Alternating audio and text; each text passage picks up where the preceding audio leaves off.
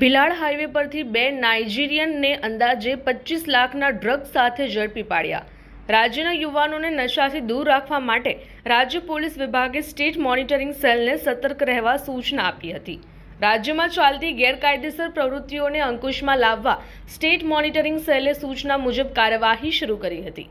તે દરમિયાન state monitoring સેલની ટીમને મળેલી બાતમીના આધારે ભિલાડ હાઈવે પર વોચ ગોઠવવામાં આવી હતી.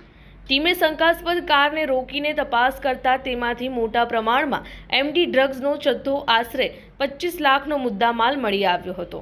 કારમાં મુસાફરી કરી રહેલા બે નાઇજીરિયન નાગરિકોની ધરપકડ કરવામાં આવી છે. વલસાડ એફએસએલની ટીમે જપ્ત કરાયેલા પદાર્થની તપાસ કરીને તેને એમડી ડ્રગ્સ હોવાની પુષ્ટિ કરી છે. પકડાયેલા આરોપીઓએ મુંબઈથી કાર ભાડે કરીને સુરત તરફ જવા નીકળ્યા હોવાનું જણાવ્યું છે. સ્ટેટ મોનિટરિંગ સેલની ટીમ આરોપીઓની પૂછપરછ કરી રહી છે.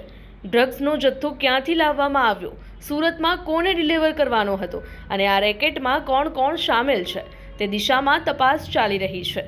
અંદાજે 25 લાખનો મુદ્દામાલ જપ્ત કરી ભિલાડ પોલીસ મથકે ગુનો નોંધાવી આગળની કાર્યવાહી હાથ ધરવામાં આવી છે.